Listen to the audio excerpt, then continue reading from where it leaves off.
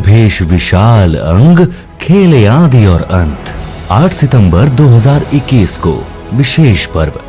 सतगुरु आए दया करी, ऐसे दीन दयाल। बंदी छोड़ बिरत दास का, जठराग्नि प्रतिपाल। जगत गुरु तत्वदर्शी संत रामपाल जी महाराज के 71वें अवतरण दिवस के उपलक्ष्य में देखिए हमारा विशेष कार्यक्रम 8 सितंबर 2021 को साधना टीवी पर सुबह 11 बजे से दोपहर 1 बजे तक। इस प्रोग्राम को आप निम्न सोशल मीडिया प्लेटफॉर्म पर भी देख सकते हैं।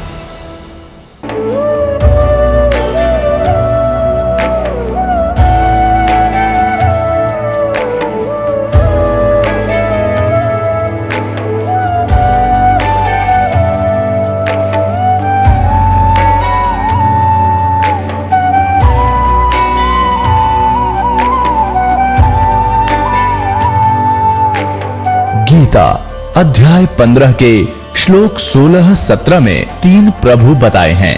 ये 3 प्रभु कौन हैं? किस प्रभु की शरण में जाने के पश्चात जन्म और मरण समाप्त हो सकता है? 3 प्रभुओं में सबसे उत्तम परमात्मा कौन है? कैसा है? उसका क्या नाम है? इन सभी गूढ़ रहस्यों को जानने के लिए अवश्य सुनिए जगत गुरु तत्वदर्शी संत रामपाल जी महाराज के अमृत वचन।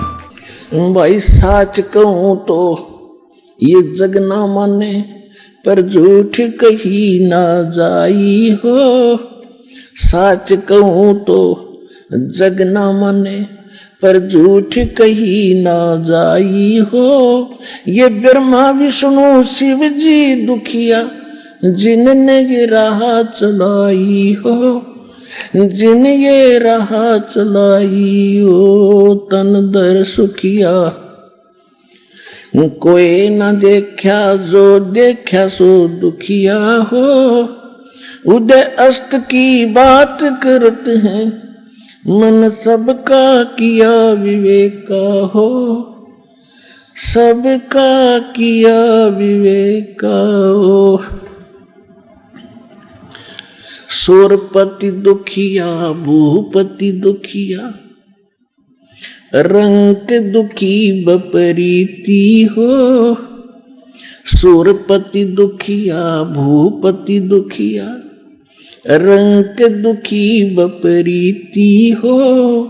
कहे कबीर और सब दुखिया, एक संत सुखी मन जीती हो। संत सुखी मन जीती हो। उदय अस्त की बात करते हैं, मन सबका किया विवेका हो। सबका किया विवेका हो।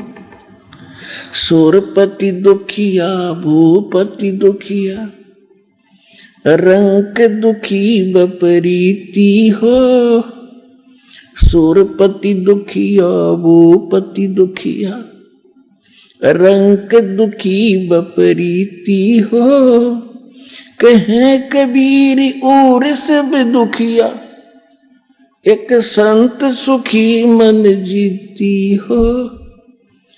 संत सुखी मन जीती हो, तन दर सुखिया। कोई न देखा जो देखा सो दुखिया हो। उदय अस्त की बात करते हैं, मन सबका किया विवेका हो। सबका किया विवेका हो। परमेश्वर ने आके हमारा ज्ञान हटाने की चेष्टा बहुत प्रकार से की है। अब ये ना हट रहा, हमारे अंदर वो कसक नहीं बन पा रही। इसका कारण ये है कि ज्ञान परमात्मा अकेले ही बताया करते थे और अज्ञान फैलाने वालों की कमी नहीं थी, लाखों और करोड़ों की संख्या में थे। उस समय भी है, आज भी है, उस समय भी थे। और जिस कारण से परमात्मा का यो ज्ञान रोशनी नहीं पा सका, इसका प्रकाश बना नहीं। अब वर्तमान में परमात्मा ने ये समय निर्धारित किया कि कम से कम ये सतयुग त्रेता द्वापर में तो सुख का सांस ले लेंगे, और त्रेता में इस कलयुग के अंदर तो इनकी दुर्गति होनी ही होनी है। इसलिए परमात्मा ने यह शिक्षा हमें दी। कलयुग भी 5500 वर्ष बीत गया था, या शिक्षा नहीं थी हमारे अंदर, और अब शिक्षा पाकर हम ये सोच रहे हैं कि अब हम ज्यादा इंटेलिजेंट और सभ्य हो गए। हम इंटेलिजेंट तो हो गए लेकिन सभ्य नहीं हुए, हमारी इंसानियत का नाश हो गया। इस माया ने हमारी बुद्धि हड़प ली, हर ली। इस शिक्षा ने हमें बेईमान बना दिया, अहंकारी बना दिया, अभिमानी बना दिया। छोटी सी कोई पोस्ट प्राप्त कर लेता है, या कोई अच्छी पोस्ट IAS IPS, कोई डॉक्टर, इंजीनियर, जज, मंत्री, मुख्यमंत्री, प्रधानमंत्री बन जाते हैं।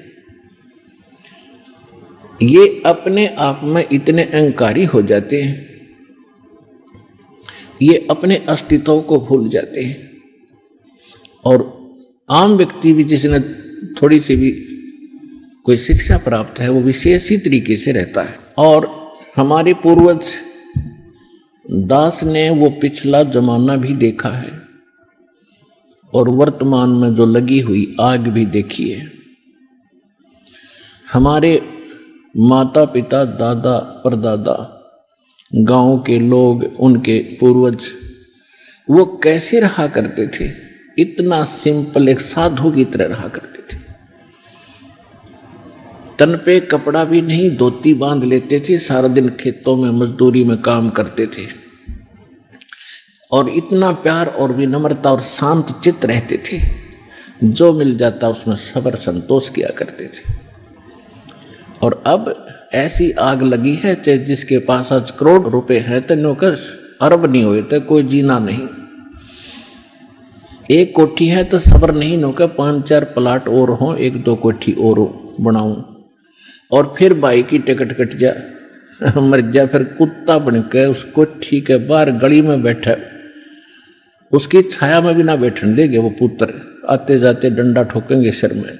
तो परमात्मा कहते हैं कि इस काल ने आपकी अक्ल मार रखी है, आपकी बुद्धि हट रखी है।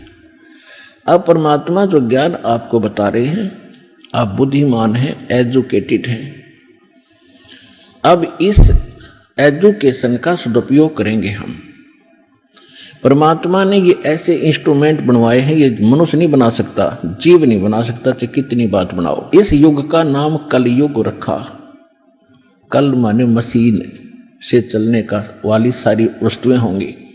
तो परमात्मा ने यह बुद्धि दी जीव को, ये ऐसे इंटरनेट सिस्टम और ये media channels, projector, DVD, CD, mobile, chip, ये मेमोरी कार्ड बनाए दाता ने बनवाए। अब इसमें ठीक है, जो बकवाद करने वाले वो करते रहेंगे, बकवाद कर लेंगे, कितने दिन करेंगे। देखो पुण्यात्माओं, आज गाने सुनते हो आप, या फिल्म देखते हो टीवी पे या मोबाइल में, या बकवाद देखते हैं, सुनते हैं किसी चुटकुले वगैरह। घर में एक दुर्घटना घट जाए, आप सुन के दिखाइए उसने, वो फिल्म का गाना सुन के दिखाइए फिर। तो ऐसे गंदे लोक में हम ये गाने सुने और सुनाएं, गाने गाएं, यहां तो रोना पीटना है सबका। और इसमें भगवान की भक्ति साथ लेकर, और इस मालिक की आरती दिन रात करो, भगवान की भजन दिन रात करो। ठीक है, कोई दुर्घटना घट भी जाता, मालिक की भजन नहीं छोड़े, आरती इसी तरह करता रहे, इसमें बिल्कुल बंद नहीं करे। क्योंकि दुख हल्का भगवान ही कर सकता है, उसको रोते रोते भी मालिक न याद करे। तो कहने का भाव यह है कि इस गंदे लोक में हम भूल जाते हैं, किसी के घटना घट गई, हम एक औपचारिकता करने जाते हैं वहां पर। अगर वो हमारे आया था और हम नहीं गए तो वो दुख मानेगा। बस वहां थोड़ी सी देर बस पूछ लेते हैं कैसे हुआ, क्या हुआ, बहुत बुरा हुआ, बाहर आते फिर वो सैर सपट्टे अपने जो के तो रहते। जिसके लागे सो तन जाने, और यह सब क्या लगेगी, किसी के पहले लग जाएगी, किसी के बाद में लगेगी। यहां तो कोई नहीं बचेगा इस मार से। काल के कोल्लू में सब पड़े हुए हैं, और एक दिन इसके पाठ के नीचे आपने आना पड़ेगा। परमात्मा कहते हैं चलती चक्की देख के और दिया कबीरा रो, और दो पाटन के बीच में साबत बचा ना कोई।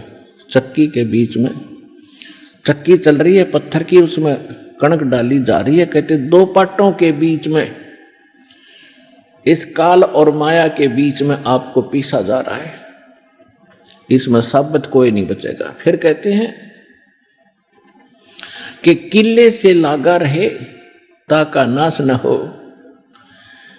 हमने देखा कि हमारी माताएं हाथ से चक्की पीसा करती थी, और उसमें एक किला होता था। किला बीच में एक ऐसे दोनों पाटों के बीच में सेंटर में पाट होते गोल गोल चक्कर पत्थर के, उसमें एक तो डंडा सा लगा होता था उसको घुमाने के लिए, और एक उनके सेंटर में एक सुराख सा होता था, उसमें एक लकड़ की ऐसे गोल सी लंबी लंबी सी एक लगी हुई थी गुटका सा, और उसके चारों तरफ उसके खाली स्थान होता था, उसको किला बोलते थे। अब जो कणक उस किले में पड़गी वह तो ज्यों की त्यों रहती थी, उस पर उन दोनों पाटों का असर नहीं होता था, और जो उन दो पाटों के बीच में आगी वह सारी पीस दी जाती थी। तो यहां परमात्मा कहते हैं किले से लागा रहे ताका नाश ना हो।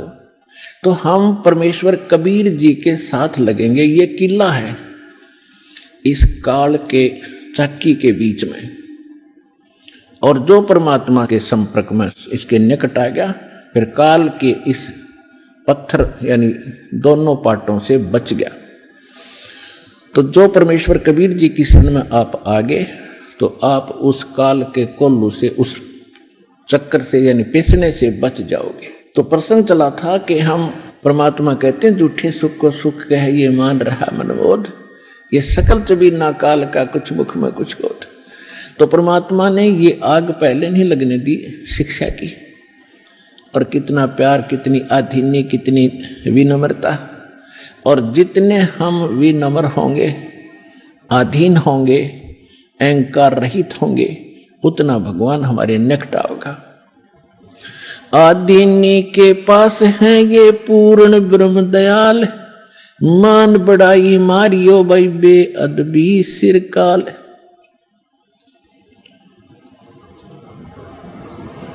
अब जितने हम विनम्र रहेंगे परमात्मा उतना ही साथ देगा।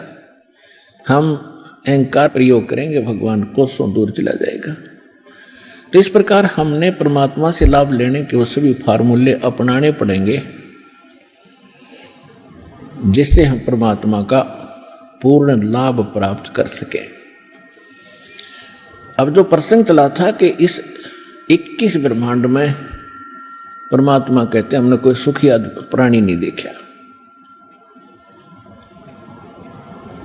कहते हैं घाटे बाद सब जग दुखिया। जिसको घाटा माने हानि होगी, लॉस हो गया बिजनेस में, या कोई खेती हानि होगी, फसल नष्ट होगी, वो तो आप पे दुखी। और जिसने लाभ हो गया वो और घना दुखी। लाभ होते ही मान ले किसी ने 5 लाख रुपए का बेनिफिट हो गया, वो युग काल इतना जबरदस्त उसको भ्रमित करता है, वो 20 लाख रुपए का कोई काम शुरू करेगा, कितने तो लोन वगैरह लेकर 5 तो वो लाओगा, 15 और लेगा, कितने तो उधार लोन ब्याज पे, और वो बिजनेस हो जाएगा फेल। वो 20-5 तो वो गए, 15 और उधार वो आगर मांगनी है पीछे पीछे काटे चक्कर। फिर तो कहने का भाव ये है, इन बकवादों को छोड़कर भक्ति विधि अपना के अपना पीछा छुड़वा लो। इतनी सी बात है। परमात्मा 120 वर्ष तो पहले कह के चले गए, अब वो एक अपना एफिडेविट छोड़ गए, अपनी वाणी छोड़ गए भगवान, विधान बना के आज ये दास 20 वर्ष से ये दास लग रहा है किसी को समझाने और बताने के लिए।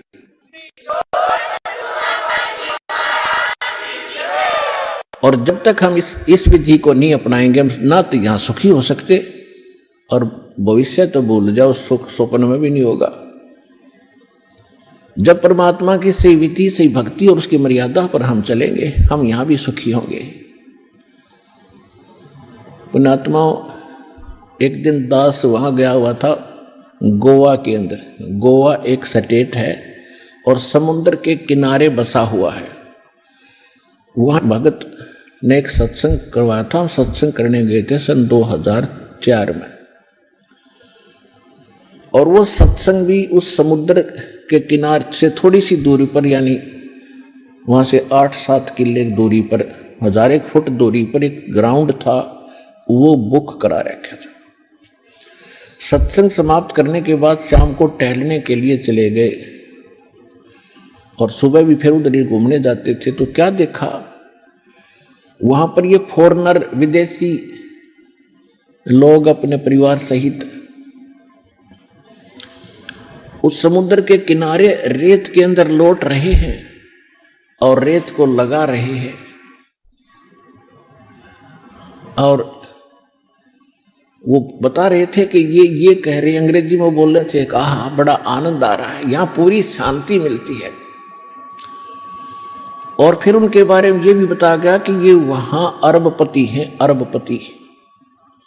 इनकी बहुत बड़ी इंडस्ट्री चलती है, इनके बड़े बड़े महल हैं, बड़ी बड़ी कार हैं, 1-1 करोड़ की कार है इनके पास। और उन महलों को जिसमें ये करोड़ों रुपए की कोठी बना कर, करोड़ों रुपए की कार लेकर, वहां शांति नहीं, शांति मिली वहां कपड़े निकाल के एक लंगोट बांध गए और रेत में पड़े हैं। कहा हाँ यहां बड़ी शांति है। इन कोठियां ने शर्मा मारोगे जहां शांति नहीं, चाट लो कोठियां न जहां शांति नहीं। तो पुण्यात्माओं, ये हालत है हमारी। शांति तो है बिल्कुल निश्चिंत होकर के और हल्का बन के, इन कार कोठी और इस माया में कभी सपने में भी शांति नहीं होगी। और शांति नहीं है तब बाढ़ में जाओ, वो धन जिसके चाहे अरबपति और चाहे खरबपति, जब आत्मा में शांति नहीं, वो तो आज भी आग में जल रहा है, फिर सारी संपत्ति ने छोड़ के फिर नरक की आग में न्यारा जलेगा। वो यहां भी दुखी, उसका परलोक भी दुखी। तो यहां परमात्मा हमें याद दिलाते हैं कि घाटे बाध्य सब जग दुखिया और के गृहस्थी बैरागी हो। जो घर छोड़कर चले गए, बैराग ले लिया, जंगल में जा बैठे।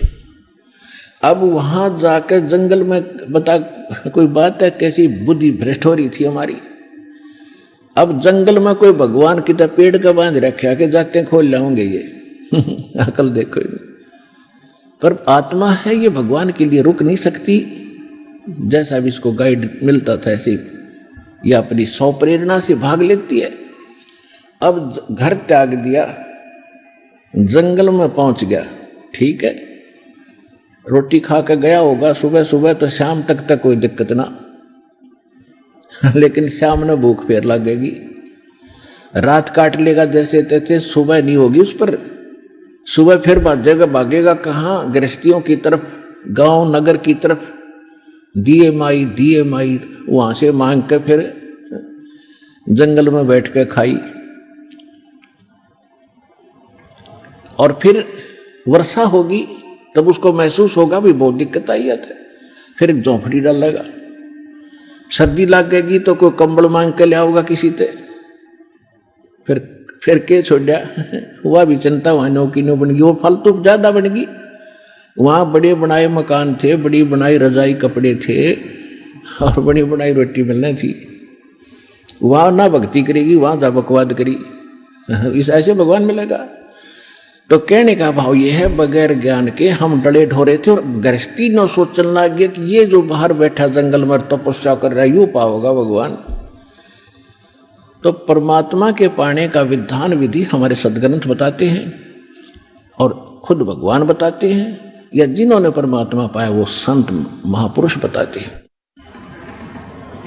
और जिन महापुरुषों ने परमात्मा बताया उन्होंने जो विधि अपनाई वो हमारे सदग्रंथों में ज्यों की त्यों है, वही विधि उन्होंने अपनाई, उनको भगवान मिला। और जिन्होंने वो विधि नहीं अपनाई अपने सदग्रंथों वाली, उनको भगवान नहीं मिला। इसलिए आज तक भगवान को निराकार निराकार कहते रहे, रामकृष्ण को भगवान मानते रहे। भगवान तो कबीर साहब थे, आज तक किसी ने बताया भगवान कबीर साहब है? ये कबीर पंथी भी कहते हैं कबीर साहब तो अलग है और परमात्मा न्यारे। इनकी विधि थी नहीं जो भगवान को देख सके और पा सके। तो कहने का भाव यह है दास का कि परमात्मा पाने के लिए भगवान ने स्वयं एक रोल किया, भूमिका की। परमात्मा कहते हैं जो सुख है गरीबी में वो ना ही रे अमीरी में। गरीबी यानी आधीनी और साईं इतना दीजिए जा मैं कुटुंब समावे, और हम भी भूखे ना रहे अतिथि ना भूखा जाए। इसमें जो सुख है और भगवान की भक्ति साथ हो। देखो भगवान की भक्ति नहीं है तो चाहे वो हैंड टू माउथ वैसे भी रह लो, उससे भी कोई लाभ नहीं होगा। भक्ति भगवान की साथ हो और भगवान का फिर सहारा आपके साथ रहेगा। आपको आवश्यक वस्तु आपके सोचने से पहले प्राप्त हो जाएगी जब हम भगवान परमात्मा कबीर जी की शरण में विधिवत रहेंगे। तो फिर हमने घने संग्रह संचन की आवश्यकता क्या? लेकिन हमारा जो है दिल इतना कमजोर हो लिया, हम संग्रह किए बिना रुक नहीं सकते। फिर परमात्मा ने बताया कि जैसा भी जिसकी व्यवस्था है उसी में इस भगवान की भक्ति को प्रारंभ करो, ज्ञान को सुन और इस पर कुछ कदम इसके अनुसार रख कर देखो। फिर आपको शांति भी होगी, घर में बरकत भी होगी, पापों से भी बचोगे। अब परमात्मा एक झोपड़ी में रहा करते, सारी ब्रह्मांड के रचने वाले। वो एक शब्द से और एक सेकंड में इतना आलीशान मकान बना सकते हैं, एक वचन से, जिसके वचन से सब ब्रह्मांड और सब सूर्य और ये चांद सितारे बन गए और ये सब जीव जंतु, ये पौधे परमात्मा के एक वचन से बाग लग गए। तो क्या वो अच्छे महल बनाकर नहीं रह सकते थे इस पृथ्वी पर? काशी बनारस में वो जुल्हे का काम करके क्यों दिखाया उन्होंने? क्यों एक झोंपड़ी में टाइम पास किया कि बच्चों आपको बस इतना ही पर्याप्त है। इस गंदे लोक में, इस काल की जेल में तुम बड़े बड़े व्यवस्था करने चाहते हो तो तुमने भांग पी ली। आपको ये जेल महसूस हो नहीं रही क्योंकि आपको नशा करा दिया इसने। अब ये परमात्मा का ज्ञान एंटीबायोटिक काम करेगा, ये आपका नशा उतारेगा और फिर आप होश में आओगे। फिर आपको यह जेल दिखाई देगी। जब आपको ये जेल दिखाई देगी तो इससे निकलने की आप चेष्टा भरसक करोगे। और अब परमात्मा ने बता दिया, चेष्टा की तरीका बता दिया कि ऐसे प्रयत्न कीजिए और गारंटीड मोक्ष होगा, गारंटीड मोक्ष होगा। ये भगवान की बताई वाणी।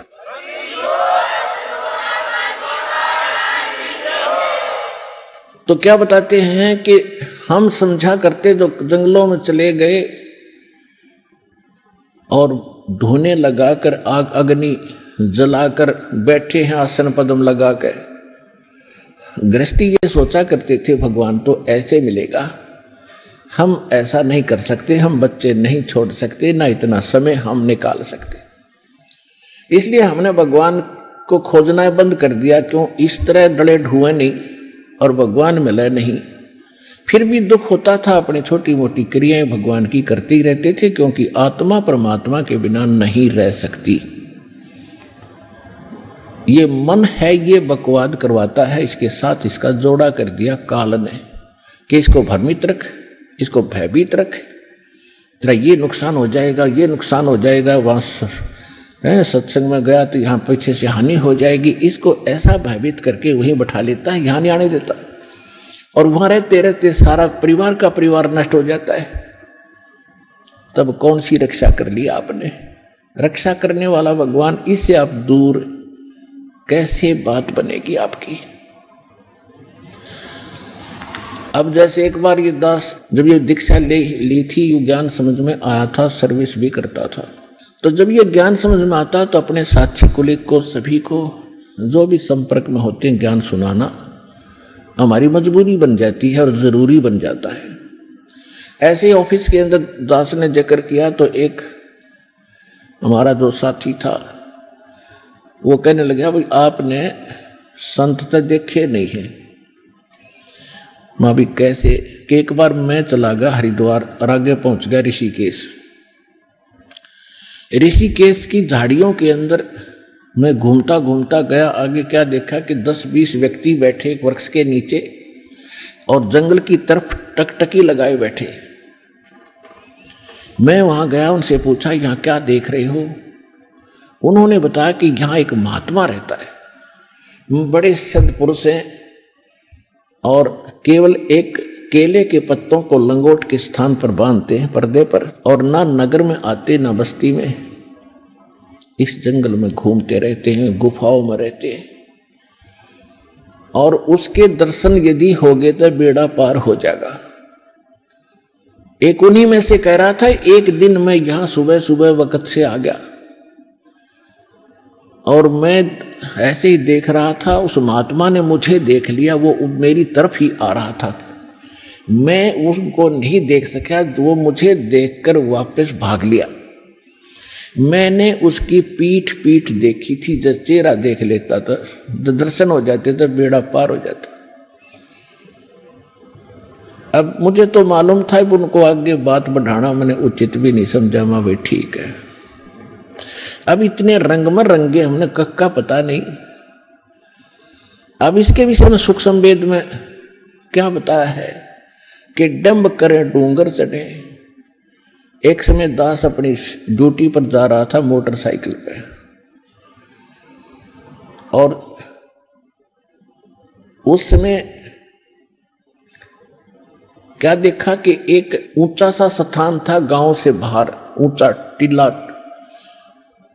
ऊंची स्थान थली सी थी, उस पर 10-20 वृक्ष थे और नीचे एक तालाब था। वहां एक संत बैठा, साधु धूना लगा के, और कई भक्त उसके चारों तरफ गांव के लोग बैठे, कोई जा रहा था। तो हमने पूछा भाई ये कौन है, कि बड़े पहुंचे महापुरुष बाबा तपस्या कर रहा है, और दूर तक दिखा साफ हो बैठा। मां भी ठीक है, तब तक हमने नाम लिया नहीं था।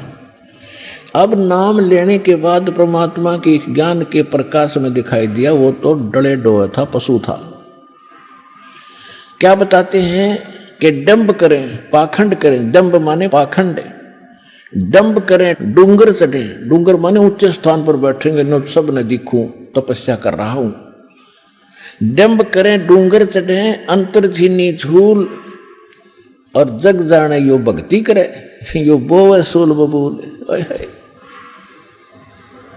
जो साधना ये संत ऋषि महात्मा, हम जिनको महात्मा मान्या करते, जो ये साधना भक्ति कर रहे हैं, कोई है प्रमाण किसी सदग्रंथ में या किसी महापुरुष ने किया जिसने भगवान मिले, जिसमें आदरणीय गरीबदास साहिब जी, आदरणीय नानक साहिब जी, आदरणीय दादू साहिब जी, आदरणीय गीसा साहिब जी, आदरणीय मुलुकदास साहिब जी, आदरणीय धर्मदास साहिब जी, ये पहुंचे योग संत थे, परमात्मा पाया था इन्होंने किए कभी ऐसे साधनाएं। और ब्रह्मा विष्णु महेश तीनों गृहस्थी, इनको पाने के लिए जंगल में लंगोट बांध के बैठे ब्रह्मचारी बन के। हद होगी हमारी बुद्धि का, पत्थर पड़ गए थे, कभी ज्ञान नाम की चीज नहीं थे हमारे पास। अब क्या बताते हैं कि डंब करें डूंगर चढ़े, अंतर झीनी झूल, और जग जाने यो भक्ति करे, यो बोवे सूल बबूल।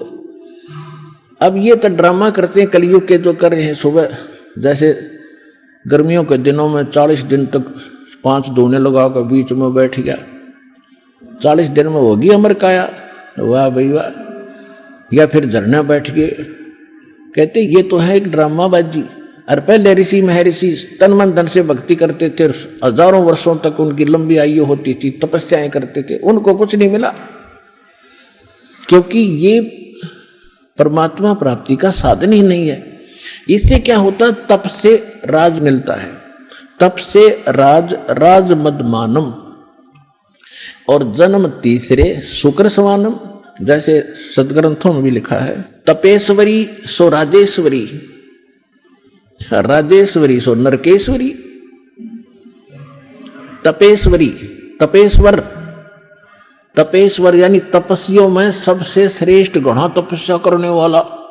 वो राजेश्वरी, वो राजाओं में सबसे ज्यादा ताकतवर और धर्मान राजा होगा, और जितना ज्यादा अक्षेत्र जिसके पास होगा वो ताकतवर माना जाता है। राजेश्वरी सो नरकेश्वरी, इतना ही नरक उसने घना मिलेगा, वो नरक में भी सबसे आगे पड़ा पाओगा, सबसे ज्यादा समय तक रहेगा, वहां भी नरकेश्वरी होगा वो।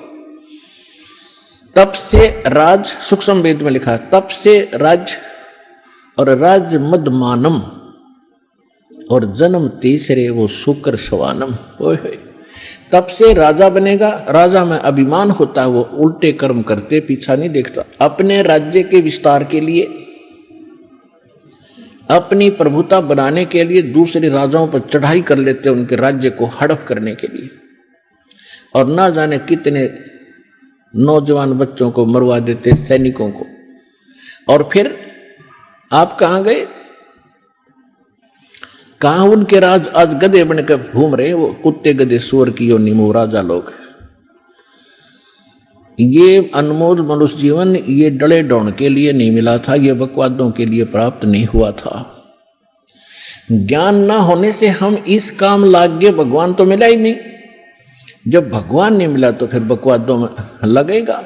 जैसे गाय के बच्चे को जब वो मां का दूध पी रहा होता है तो क्या करता है धनी, उसको मां का स्तन छुटवा के अपने हाथ की उंगली दे देता है दो मुख में, और वो थोड़ी देर तो उसको ऐसे ऐसे मारता चूसता रहता है जैसे दूध होगा इसमें। वो उसको धीरे धीरे ले जाकर खुट्टे तो बांध देता है रस्से ते, और वो थोड़ी देर तो उसको चूसता फिर वो छोड़ देता है कि उसमें तो वो आनंद आ ही नहीं रहा जो मां के स्तन में था। फिर वो क्या करता, या तो ऐसे ऐसे करता, या फिर उसमें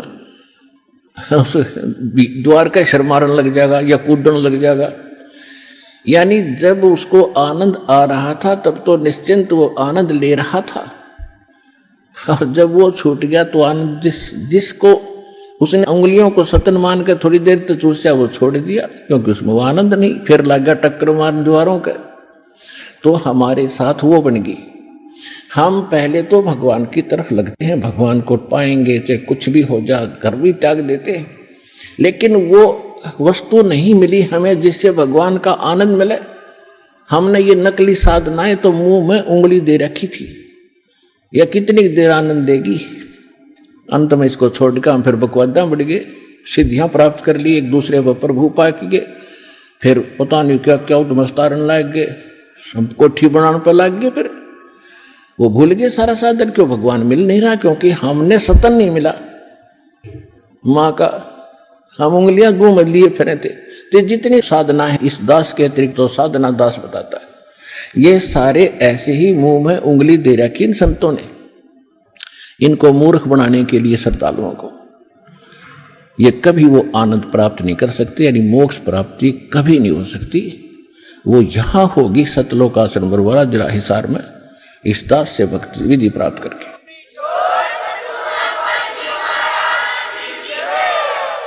तो क्या बताते हैं, केले की कोपीड है और फूल पान फल खाही, नर का मुख नहीं देखते वो बस्ती डकट ना जाही। वो जंगल के रोज हैं जो मनुष्यों बिद के जाही, निस दिन फिरो उजाड़ में नो परमात्मा पावे नाही। कितना सिंपल साधारण तरीके से बता दिया कि केले की कोपी कोई संत बांध रहा है, यानी केले का पत्ता पर्दे पर बांध रखा, वस्त्र नहीं पहन रखे, और पत्ते फूल फल खाके और जंगल में रहता है, और बस्ती के निकट भी नहीं जाता, आदमी का मुख भी नहीं देखता, उनसे दूर भाग जाता है। जैसे कहते हैं केले की कोपीन है जो फूल पत्ते फल खाही और नर का मुख नहीं देखते। उस संत के बारे में वो यही बता रहा था कि वो आदमी के दर्शन नहीं करता, ना दर्शन देता। नर का मुख नहीं देखते जो बस्ती निकट ना जाही, वो तो जंगल के रोज हैं। ये नील गाय है वह धके खान दिया अंडे सारे दिन नील गाय उन्हें मिल गया भगवान। अर्चे निस्तिन फरो उजाड़ मैनो परमात्मा पावे नाही। फिर क्या बताया कि डेरे डंडे खुश रहो, ये खुश रे लहन मोक्ष। और ध्रुव पर लाद जब पार हो गए थे फिर गृहस्थी में के दोष। कितना साधारण तरीके से हमारा जो अज्ञान अंधेरा साफ किया भगवान ने कि आप जी ध्रुव जी को प्रहलाद जी के तो खूब गुण गाते हो कि मुक्ति प्राप्त कर गए। ये क्या थे?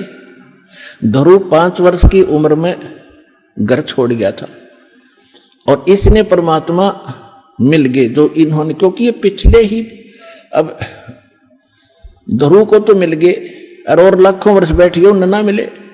कहने का भाव ये है कि पिछले जन्म जन्मांतर से कोई साधना करता हुआ आ रहा था और उस साधना के कारण कौन मिला इसको? विष्णु आ गया।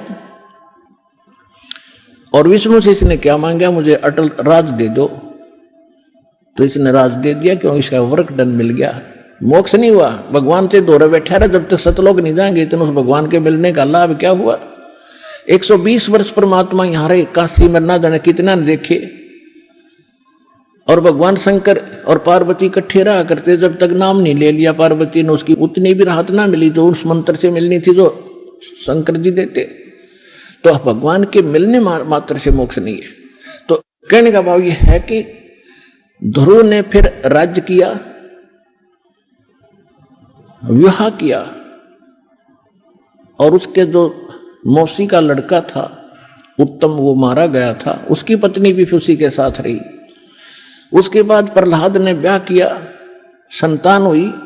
बलि राजा जिसने 100 यज्ञ किए थे 100 मन की, जिससे वो इंद्र की गद्दी प्राप्त करना चाहते थे, जिस कारण से भगवान 52 रूप बना कर आए थे, वो बलि जो है प्रहलाद का पोता था और बैलोचन उसका पुत्र था प्रहलाद का। तो प्रहलाद ने ब्याह करवाया, ध्रुव ने ब्याह करवाए। तो यहां परमात्मा समझाना चाहते हैं कि डेरे डंडे खुश रहो। डेरा माने घर। कई ये कहते हैं कि गुरु जी ब्रह्मचारी हो और चेले गृहस्थी हो। वाह रे शेरो। अब भक्ति तो देखो दोनों ने करनी पड़ेगी, गुरु जी ने भी और चेले ने भी, और एक जैसा। और ठीक है, जो ब्रह्मचारी रहना बुरा नहीं, और केवल ये कहना कि ब्रह्मचारी ही गुरु हो सकता है, ये मूर्खता है। परमात्मा विधि विधान से मिलेगा, उसको कहते परमात्मा कहते हैं अगर तुम यही मानते हो कि बाल ब्रह्मचारी रहे और जंगलों में रहे और तभी भगवान मिलेगा, उसके लिए उदाहरण दे रहे हैं कि डेरे डंडे खुश रहो। ये खुश रे लहना मोक्ष, ये हिजड़े पार ना होते।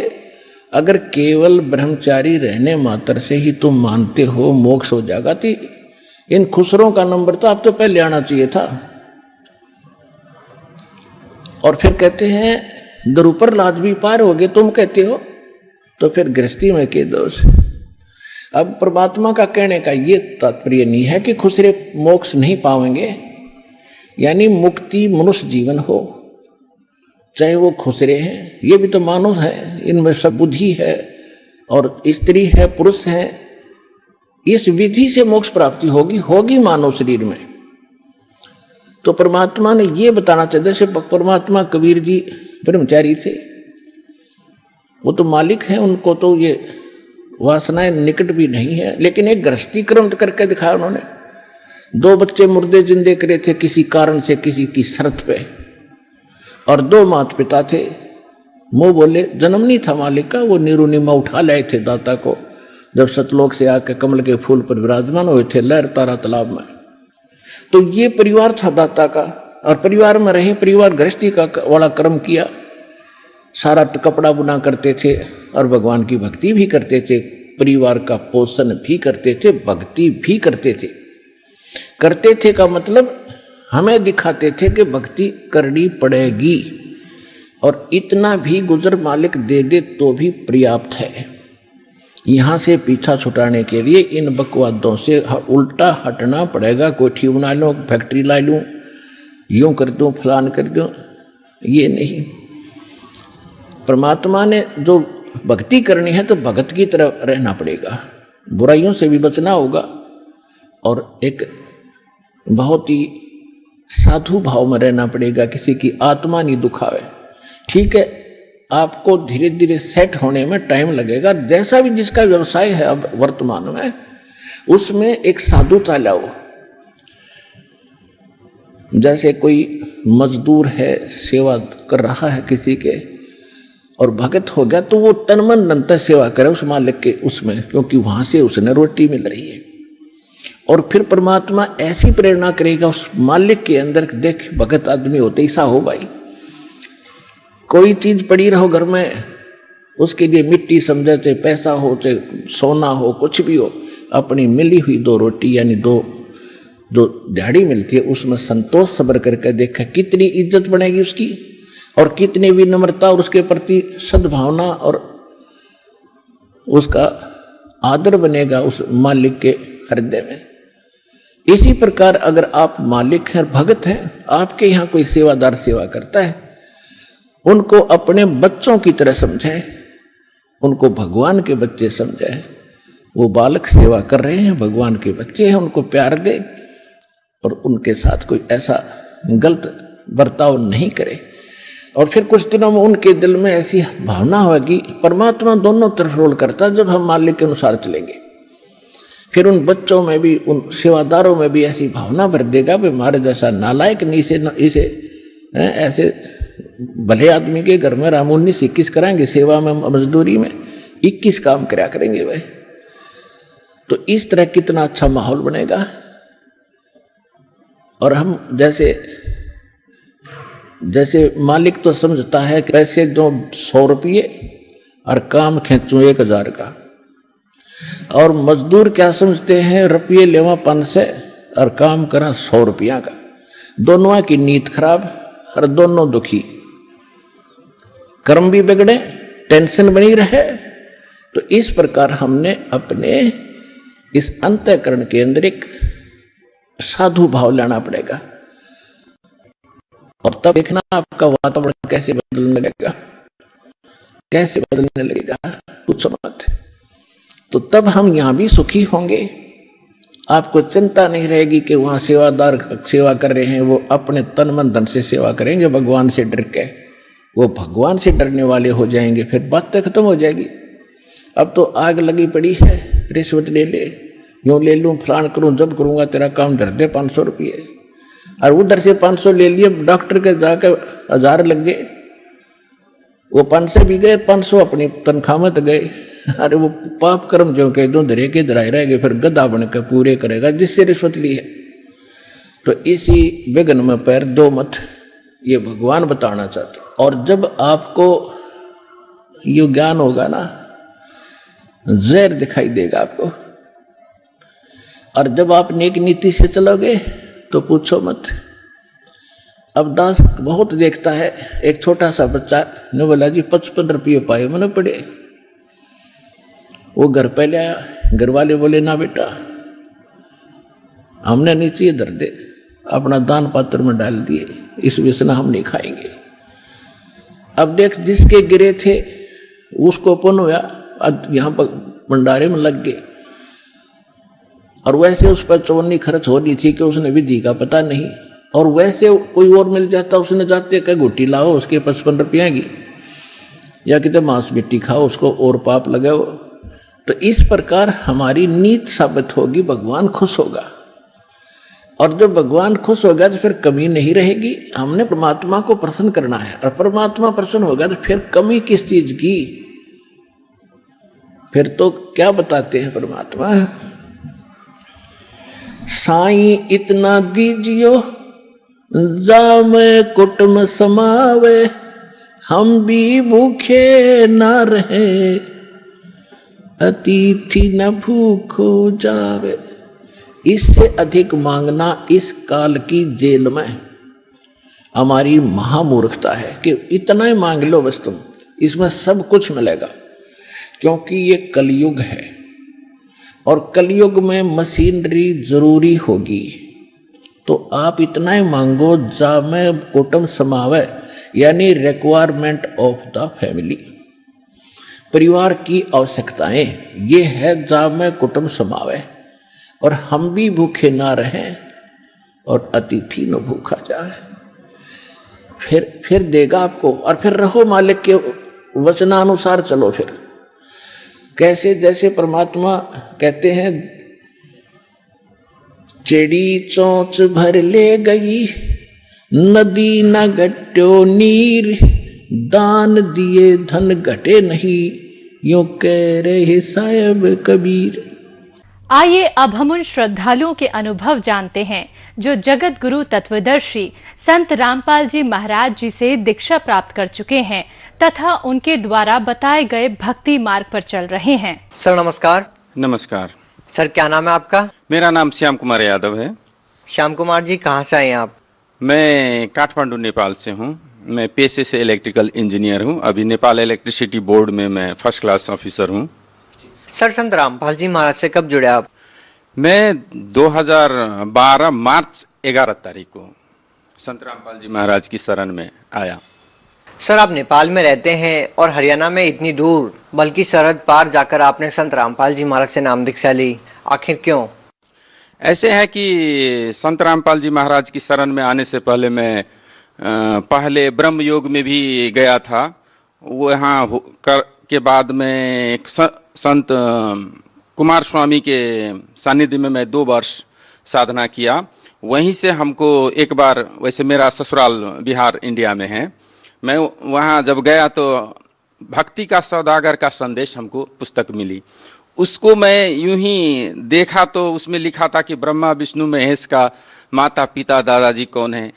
जब ये मैं देखा तो हमको बहुत अचंभित कर दिया, जैसे करंट लगता हो, हमको ऐसे लगा। उससे पहले मैं यूं ही जितना जो भी देवी देवता है सबको मैं नतमस्तक होके अपना श्रद्धा रखता था। उसके बाद मैंने वो क्वेश्चन का जवाब इसी पुस्तक में है ये जानकर हमको बहुत उत्सुकता हुई। तुरंत मैंने उसको खोला और पढ़ना शुरू किया। उसके बाद मैं सारा किताब करीब करीब मैं 3 दिन वहां ठहरा, 2 बार मैं पढ़ चुका, फिर भी मेरी समझ में नहीं आ रहा था। वहां सब शास्त्र में गीता की खोल खोल के गुरुजी ने, मतलब हमारे संत रामपाल जी महाराज ने जो बताए थे, उसमें अब प्रमाण भी दिए थे विथ रेफरेंस कि फलाने शास्त्र के फलाने पेज में फलाने अध्याय में फलाने श्लोक नंबर में ये दिया है। अगर ये है, इसका अर्थ ये होता है, तो फिर क्या कर रहे हैं। तो ये जानने के लिए हमको अब ऐसा था कि कुछ पुस्तकें कलेक्शन करना था। मैंने वहां से अपना, जब काठमांडू गया तो मैं सारी पुस्तक खरीद के लाया, और कुछ पुस्तक जैसे आध्यात्मिक ज्ञान गंगा हुआ, ये मैं डाउनलोड किया इंटरनेट से। और ऐसा हुआ कि वो मैं प्रमाण मिलाने के चक्कर में मैं अध्ययन करते करते हमको 2 वर्ष लग गया। और उस टाइम में हमको ये मालूम नहीं था कि काठमांडू में कोई है भी संत रामपाल जी महाराज के अनुयायी। ये मैं खुद अपने ही से अपना, मतलब वो अध्ययन करते करते 2 वर्ष बाद हमको अब ये दृढ़ इच्छा हुई कि एक बार मैं संत रामपाल जी महाराज की सानिध्य में जाऊं। उसके लिए जब मैं ऑफिशियल काम से एक बार भटिंडा आना हुआ, तो मैं भटिंडा गया। वहाँ आपको ऑफिस का काम खत्म करने के बाद आते समय में मैं वहाँ अम्बाला से बरवाला पहुंचा। वहाँ जाने के बाद मैंने अपना आश्रम का, जो कि हम एक इमेजिनेशन किए थे कि आश्रम ऐसा होगा, ठीक वैसा ही पाया मैंने वहाँ। तो वहाँ पर मैंने अपना संत रामपाल जी महाराज से नाम उपदेश लिया। सर देखिए, अमूमन हम ये देखते हैं कि संत रामपाल जी महाराज से नाम दीक्षा लेने वाले जो श्रद्धालु, उन्होंने किसी न किसी वजह से संत रामपाल जी महाराज से नाम दीक्षा ली है। जो वजह है वो ये रही है कि किसी को आर्थिक परेशानी और किसी को शारीरिक परेशानी थी।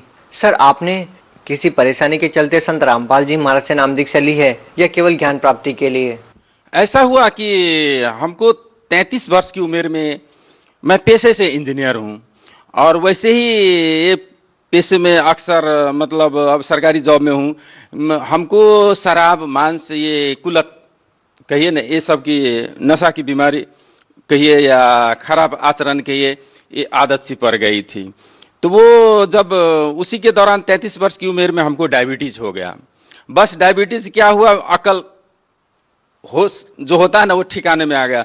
वैसे ही मैं उस टाइम में डायबिटीज के सिलसिले में एक डॉक्टर से मिला, मेरा फ्रेंड ही था वो, गौर में मैं पोस्टिंग था उस टाइम में, मैं वहाँ का डिस्ट्रिक्ट इंचार्ज था। तो वहाँ पर एक डॉक्टर ने बोला कि दवा लोगे या दुआ लोगे। मैंने सोचा भाई दवा की अगर अल्टरनेटिव दुआ मिल जाते क्यों ना हम वहीं अपना लें। बस क्या था कि बोले कि अब ब्रह्म योग राजयोग में आप लग जाओ, यहाँ साधना करो, बस ठीक हो जाएगा। मैं बोला चलिए भाई, बहुत अच्छी बात है। लेकिन जब मैं वहाँ गया तो कुछ दिन के बाद हमको बहुत जिज्ञासा हुई, क्योंकि परमात्मा की, भगवान के बारे में जो जो आता था उसका मैं हमको जब, क्योंकि मैं साइंस का स्टूडेंट, हम प्रमाण ढूंढते थे, प्रमाण हमको मिलता नहीं था। तो हर वक्त शंका की दृष्टि से चलो भाई अब अंध भक्ति की तरह लगे रहो। मैं कुछ दिनों के बाद वो छोड़ दिया। वो छोड़ने के बाद हमको डायबिटीज के लिए ऐसा हुआ कि मतलब योग से ठीक होता है, तो मैं हरिद्वार चला गया। हरिद्वार गया, वहाँ पर रामदेव जी महाराज के, योगी रामदेव महाराज जी की जो टिप्स होता है योग का, वो सीख के मैं आ गया। कुछ दिन तक वो भी चलता रहा, फिर भी हमको राहत नहीं हुई और नशा छूटा नहीं था। तो ये हमको परेशानी, एक किस्म के मेंटल पीस नहीं था उस टाइम में।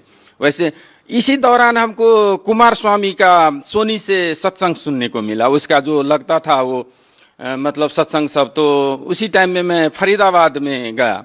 वहाँ पर जब गया तो जो मंत्र देता था, वो मंत्र क्या कहे, वो तो एक कविता फॉर्म में होता था।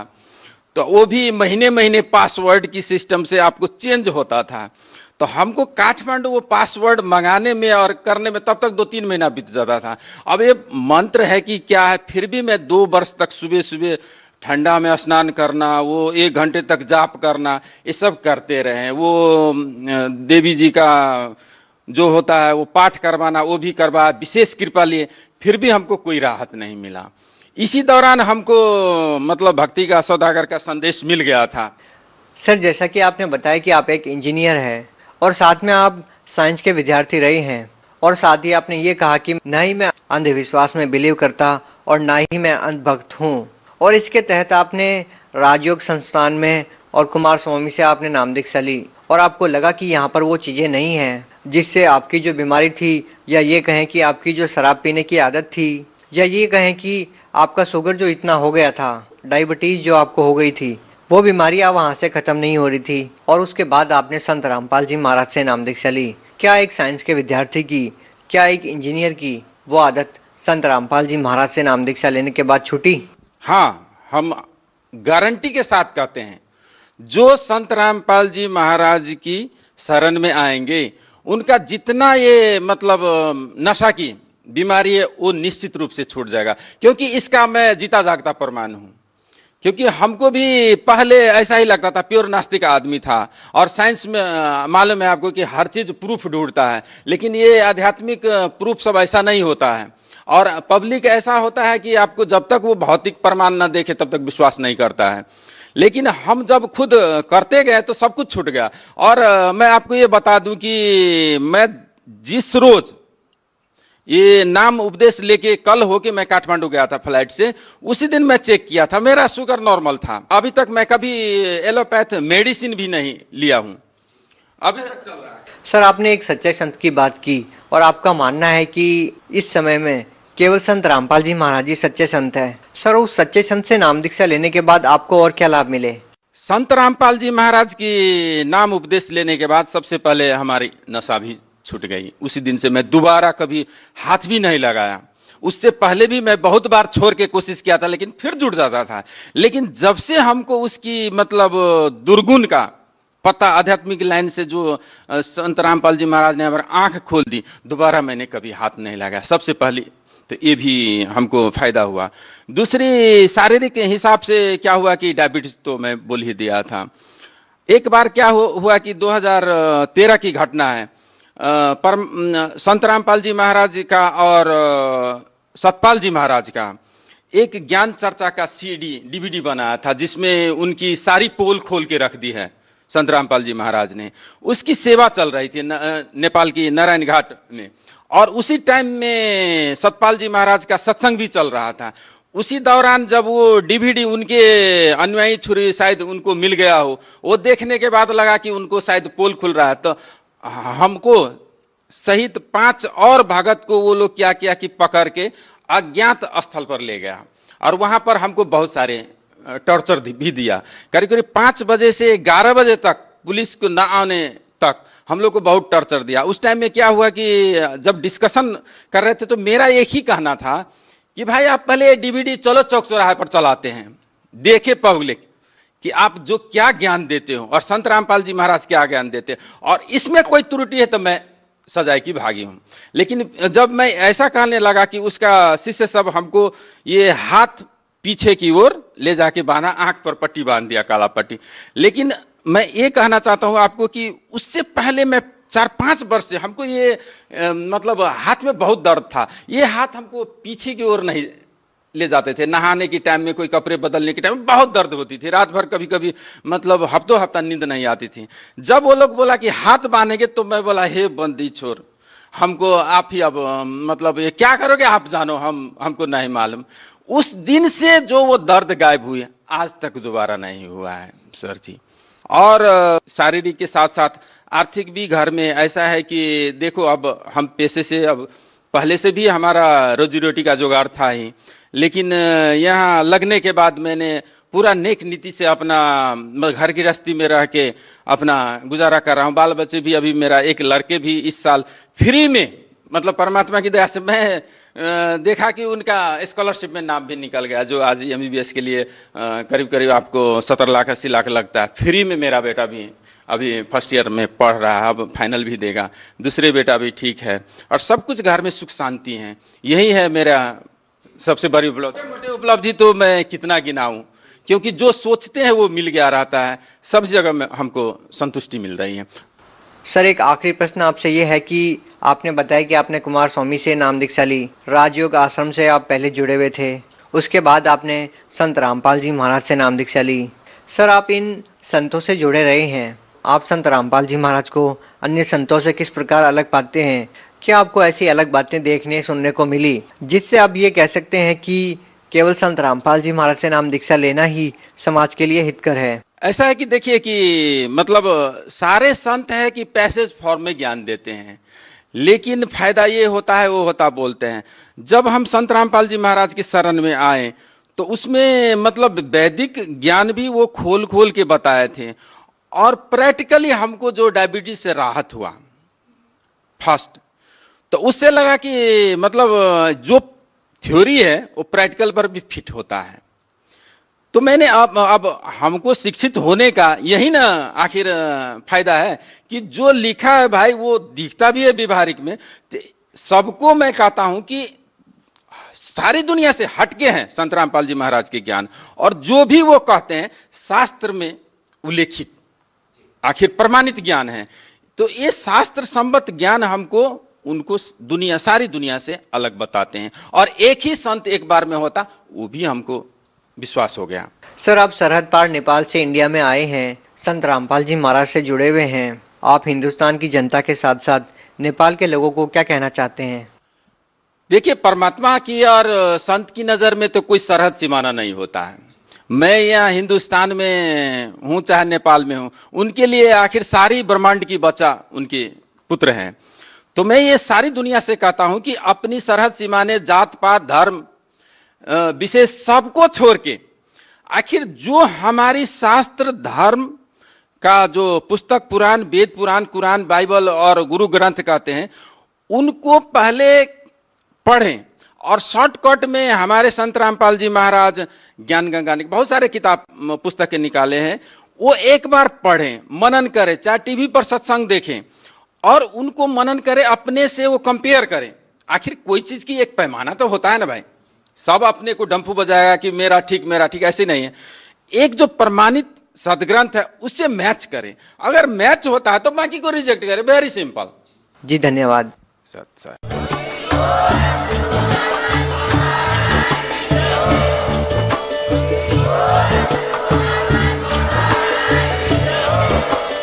आप सुन रहे थे जगत गुरु तत्वदर्शी संत रामपाल जी महाराज जी के मंगल प्रवचन। अधिक जानकारी के लिए विजिट कीजिए हमारी वेबसाइट www.jagatgururampalji.org। संत रामपाल जी महाराज जी के शुभ